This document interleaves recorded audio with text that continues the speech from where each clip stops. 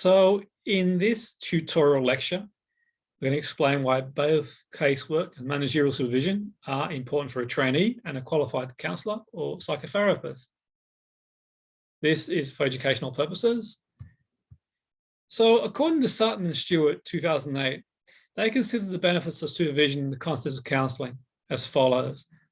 Supervision helps the counsellor to further develop their already existing theory-based and practical knowledge. It helps the counsellor to maintain standards. It guides the counsellor in the understanding of professional values and ethics as well as skills.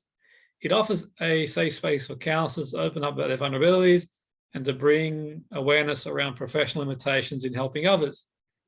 It helps counsellors to bring a new perspective to therapeutic relationship with the client when progress has come to a halt. It helps counsellors to self-evaluate, work and consider different therapeutic approaches. It offers the counsellors the opportunity to take a break from the pressure of therapeutic work with clients. That's according to Sutton and Stewart, 2008. Now then, so supervision in general, just to go over it again, just a bit of review. So supervision is offered in counselling, also known as casework supervision, and can be compared to supervision called managerial supervision. So just a bit of revision now. So casework and managerial supervision. So we've got casework supervision provides an opportunity for staff for the counsellor to reflect and review their practice, discuss individual cases in depth, change and modify their practice, identify training, continuing professional development needs. Managerial supervision is carried out by a supervisor with the authority and accountability for the supervisee. It provides the opportunity for staff to review their performance, set priorities, objectives in line with the organization's objectives and service needs, identify training and continuing development needs. So casework supervision, a bit of revision, enables counsellors to work safely and ethically with clients according to the BACP. In order for supervision to be effective, supervisors focus on supporting counsellors in ethical dilemmas that originate from relationship between the counsellor and clients, who in turn try to achieve positive therapeutic goals in therapy. Due to the content about the client's life discussed by the counsellor who needs supervision, the supervisor must maintain privacy and a safe space for the counsellor. Achieving experience and appropriate education offer effective supervision to the counsellor. So in comparison, managerial supervision requires that the supervisor has authority and accountability for the supervisee. So reviewing employees' professional performance, establishing goals and priorities that are related to the company's goals and needs, encouraging training and continuing professional development of the employer, reviewing compliance with policies and company's procedures, ensuring counsellor safety in the building where the therapy occurs, finding a therapist for the client, examining trends on certain aspects of clientele who do not attend the sessions. So in case of the supervision, the supervisor supports the counsellor on ethical dilemmas that stem from the work with clients, according to the BACP 218. In managerial supervision, the content of the discussion with the supervisee is about the company's performance and the supervisee's performance in relation to the company. And this interaction, the supervisor does not try to understand the supervisor's vulnerabilities, which in turn is related to the client's welfare, like in the case of case supervision. So case supervision is interested in the counsellors and clients' well-being, while managerial supervision could be said to be focused more on the supervisor's ability to succeed in the company. So both are important, and we'll sort of touch base on now why they're both important. And these aren't exhaustive. You might find other reasons as well. And I would encourage you to do some extra research to find other things that may be important and relevant. But casework supervision is important for the following, some of the following reasons. It was important for a trainee and an established counsellor to ensure that they are working safely within the boundaries and remit of their specified modality with clients, working to their remit, and they've got a good, well, they've got excellent knowledge around the modality they're using. So it supports the counsellor. Casework supervision is important because it supports the counsellor to work only with a number of clients that they feel comfortable to manage, ensuring the counsellor avoids burnout as well, and that the counsellor has time to develop their learning for reflection and supervision with each client.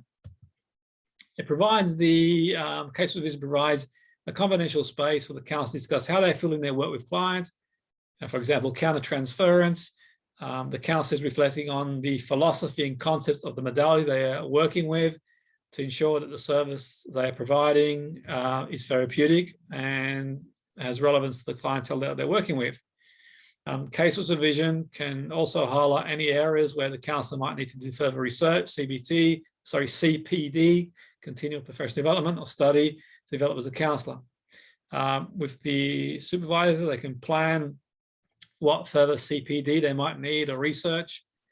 Case supervision will assist the counsellor work through ethical issues as they arise, like, for example, using PCT approach or whatever modality they use, in accordance with the framework they're adhering to. So, for example, if they are with the BACP, whichever framework they're adhering to, an opportunity to discuss potential conflicts between organisational requirements.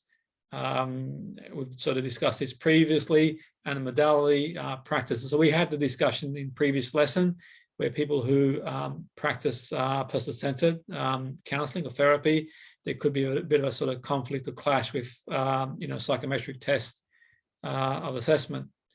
So casework, I think, well, we know we've talked about how important it is to prevent burnout, and the BACP recommends that counsellors look after their health and maintain a good balance between work and private life. So restorative supervision is the form of supervision that can help the counsellor remain self-aware by sharing some of their, what's troubling them, and the responsibility the supervisor has to the supervisee to make sure that they sort of are, looking after themselves. They've got a balance, they continue to learn, they're developing, they can talk about things that are on their mind, because obviously the counsellor, the trainee, has got a responsibility to their clients to be the very best they can be. So in contrast, managerial supervision is important. The trainee or the counselling professional development as a counsellor inside a counselling organisation. So in the organisation, the trainee or the counsellor continues to develop.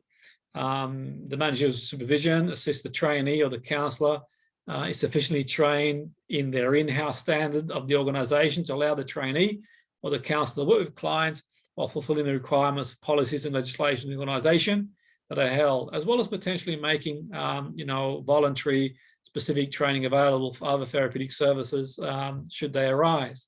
So managerial supervision will assess how the trainee or the counsellor is meeting targets set by the organisations, and that could be relative to funding as well, and ascertain the trainee or the counsellor is performing as a member of the team, like, for example, note keeping, time management, filling in forms. Managerial supervision will also be helpful in the counsellor, the trainees, professional progression, identify CPD as well, and also look at other opportunities that may exist as well.